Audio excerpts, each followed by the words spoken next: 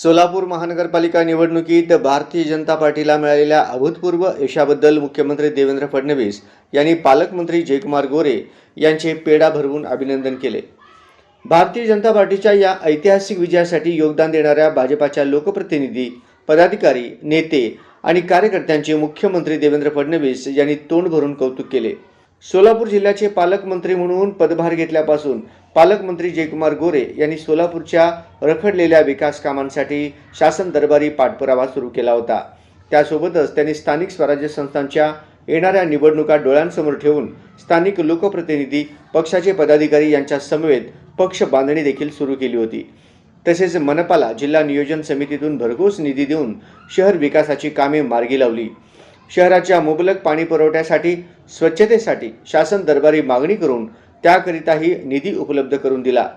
रखडलेल्या विमानसेवेचा प्रश्न मुख्यमंत्री देवेंद्र फडणवीस यांच्या माध्यमातून सोडवून विमानसेवा, IT पार्कच्या मंजुरी आणि त्या कामाला गती येण्यासाठी यशस्वी प्रयत्न केले।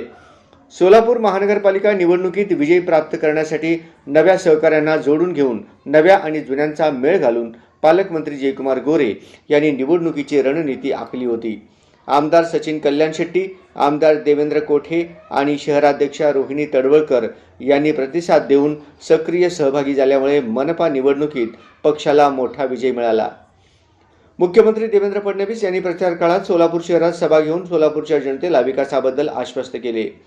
त्याचा परिणाम म्हणून सोलापूरच्या जनतेने भाजपाला ऐतिहासिक विजय मिळवून दिला। महानगरपालिका निवडणुकीत भाजपाने सत्ता मिळवल्यानंतर शनिवारी पालकमंत्री जयकुमार गोरे यांनी मुंबई येथे मुख्यमंत्री देवेंद्र फडणवीस यांची भेट घेऊन आभार मानले। सोलापूरकरांनी भारतीय जनता पार्टीवर पुन्हा एकदा दाखवलेल्या भक्कम विश्वासामुळेच हे अभूतपूर्व यश भाजपाला मिळाले असून भाजपाची एकहाती सत्ता सोलापूर महानगरपालिकेवर आली आहे। आगामी काळात सोलापूरची विस्तारित विमानसेवा, समतोल पाणी पुरवठ्याच्या सर्व योजना, IT पार्क, MIDCतील सुविधा असे उर्वरित सर्व विषय मार्गी लावण्यासाठी भाजपा सरकार कटिबद्ध आहे, असे मुख्यमंत्री देवेंद्र फडणवीस यांनी याप्रसंगी सांगितले।